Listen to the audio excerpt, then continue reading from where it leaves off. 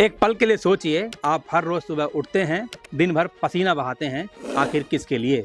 जवाब आता है पैसों के लिए। लेकिन क्या आपने कभी खुद से ये ओपन क्वेश्चन पूछा है कि ये पैसा असल में क्या है?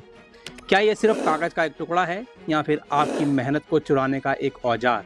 आज मैं आपको वो सच बताऊंगा जो ना तो आपको इकोनॉमिक्स की किताबों में मिलेगा और ना ही बैंक आपको बताएगा। और ये सब ऐसे ही नहीं बताने वाला हूँ हवा में। मैं आज आपको बैंक ऑफ इंग्लैंड की वो रिपोर्ट और अमेरिका के पूर्व राष्ट्रपति रिचर्ड निक्सन के उस ऐतिहासिक फैसलों की परतें खोलूंगा जिसमें हमें अनजाने में आर्थिक गुलाम बना दिया।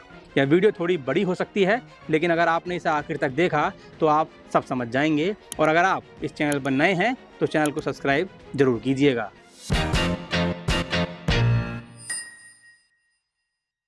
नमस्कार दोस्तों, मेरा नाम है मनोज सिंह और आप देख रहे हैं ओपन क्वेश्चन। दोस्तों, इस चैनल पर मैंने पहले भी देवेंद्र बल्हारा और घनश्याम वर्मा जी के विचारों पर चर्चा की है। रुपया मूल्य का मापक या फिर शोषण का साधन किताब हमें बताती है कि कैसे रुपया एक एक्सचेंज का माध्यम नहीं रहा है बल्कि शोषण का साधन बन चुका है। मेहनत की कमाई को अपने पास ना रखकर खाते में जमा करते हो तो खाते में जमा करके निकलवाने में ही आपके साथ 10,000 गुना की पूंजी हो जाती है। आज की इस पड़ताल में मैं दो मुख्य पॉइंट्स पर सबूतों के साथ बात करूंगा। पहला, रुपये का असली सच क्या है, 1971 में ऐसा क्या हुआ कि रुपया बेमतलब हो गया। और दूसरा, बैंकिंग सिस्टम का मायाजाल। दुनिया का सबसे बड़ा केंद्रीय बैंक ये खुद कैसे मानता है कि वो हवा में पैसा क्रिएट करता है। चलिए एक एक करके इन दोनों पॉइंट्स को समझते हैं। पुराने समय में मुद्रा का मतलब होता था जैसे सोना, चांदी, अनाज, जानवर, यानी एक ऐसी चीज जिसका अपना एक मूल्य हो। लेकिन 15 अगस्त 1971 में एक ऐसी घटना हुई जिसे इतिहास में निक्सन शॉक कहा जाता है। अमेरिका के राष्ट्रपति रिचर्ड निक्सन ने डॉलर से सोने का नाता तोड़ दिया, हमेशा के लिए। I have directed Secretary Connally to suspend temporarily the convertibility of the dollar into gold or other reserve assets, except in amounts and conditions determined to be in the interest of monetary stability and in the best interest of the United States. इससे पहले जब भी रुपया या फिर किसी भी देश की करेंसी छपती थी तो गोल्ड रिजर्व में रखना जरूरी होता था, लेकिन इस घटना के बाद तमाम करेंसी सिर्फ कागज का टुकड़ा बनकर रह गई। नोबेल पुरस्कार विजेता मिल्टन फ्राइडमैन ने भी कहा था, inflation is always a monetary phenomena. इसका आसान सा मतलब है, महंगाई हमेशा सिर्फ और सिर्फ पैसे की छपाई की वजह से होती है। यानी जितना पैसा बैंक छापेगा उतनी ही महंगाई बढ़ेगी। इस पॉइंट को दिमाग में रखिएगा क्योंकि दूसरा पॉइंट इससे बिल्कुल जुड़ा हुआ है। आज हम जिसे महंगाई कहते हैं वह असल में पैसे की चोरी है। जब सिस्टम बिना किसी एसिड के ज़्यादा नोट छापता है तो हमारे पुराने नोटों की कीमत गिर जाती है। जब हम बैंक में लोन लेने जाते हैं तो बैंक खुद का या दूसरों का जमा पैसा लोन में देता होगा, यही हम सबको लगता था। मैं भी पहले यही सोचता था, लेकिन यह आधा सच है।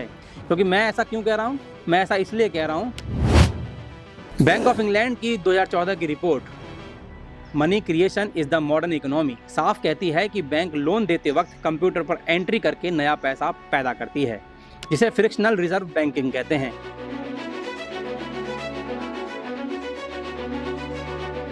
बैंक ऑफ इंग्लैंड ही नहीं, खुद IMF यानी कि इंटरनेशनल मॉनेटरी फंड के अर्थशास्त्रियों ने 2012 में एक वर्किंग पेपर जारी किया था जिसका नाम था द शिकागो प्लान रिविजिट। इस पेपर में स्वीकार किया गया था कि अगर बैंक पैसा बनाना बंद कर दे और सिर्फ वही पैसा लोन में दे जो उनके पास जमा है तो दुनिया से कर्जा और आर्थिक मंदी हमेशा के लिए खत्म हो सकती है। लेकिन सिस्टम ऐसा कभी नहीं करेगा क्योंकि बैंक बिना मेहनत के पैसा बनाकर पूरी दुनिया को कंट्रोल करना चाहता है। बैंकिंग परिवार के पूर्वज मेयर आर्मस्टेड रॉथस्चाइल्ड ने कहा था, मुझे किसी देश की करेंसी कंट्रोल करने दो, फिर मुझे फर्क नहीं पड़ता कि वहाँ के कानून कौन बनाता है। अब एक होश उड़ा देने वाला आंकड़ा सुनिए। IIF और CIA वर्ल्ड फैक्ट बुक के डाटा के अनुसार पूरी दुनिया में असली पैसा, कैश और बैलेंस सिर्फ 100 ट्रिलियन ही है, लेकिन दुनिया पर कर्जा 350 ट्रिलियन से ज़्यादा है। ये कैसे पॉसिबल है? इसका सीधा जवाब है फर्जी पैसा बना के। गणित के हिसाब से समझने की कोशिश करें। बैंक ने 10 लोगों को 100 रुपये के लोन दिए। बैंक के पास 1000 रुपये टोटल हैं, जिस पर वो हर व्यक्ति से 10 रुपये ब्याज ले रहा है। यहाँ तो जमीन गिरवी रखकर या जानवर या घर या आदि कुछ भी सामान गिरवी रखकर। अब वो 10 रुपये सिस्टम में तो कहीं मौजूद है ही नहीं, तो फिर 10 रुपये आएंगे कहाँ से? वो 10 रुपये किसी और के घर की नीलामी से या किसी और के कर्ज से आएंगे। यानी अगर वो 10 लोग अपने अपने 100 रुपये बैंक लेकर वापस जाएंगे, 10 रुपये ब्याज के साथ, तो केवल 9 ही लोग पैसा वापस कर पाएंगे, 10वां व्यक्ति नहीं कर पाएगा और उसकी जमीन, घर या जानवर या जो उसने गिरवी रखा होगा उस पर बैंक कब्जा कर लेगा। यानी यह सिस्टम डिजाइन ही ऐसे किया गया है कि हर साल कोई ना कोई कंगाल होगा ही, क्योंकि ब्याज चुकाने के लिए जितना पैसा चाहिए उतना पैसा दुनिया में प्रिंट ही नहीं हो सकता। यह एकदम म्यूजिकल चेयर खेल के जैसा है, जिसमें अंत में किसी ना किसी को अपनी संपत्ति से हाथ धोना ही पड़ेगा। जैसा कि डेविड रॉजर वेब ने अपनी किताब द ग्रेट टॉकिंग में कहा था, आज के कानूनी सिस्टम में बदलाव करके हमारे एसेट्स को बंधक बना दिया गया है। अगर कल को बैंकिंग सिस्टम क्रैश होता है तो कानूनन सबसे पहले बैंक अपना कर्जा चुकाने के लिए आपकी जमा पूंजी और प्रॉपर्टी जब्त करेंगे और आप कुछ नहीं कर पाएंगे। यानी हम सिर्फ बेनिफिशियरी हैं, मालिक नहीं हैं।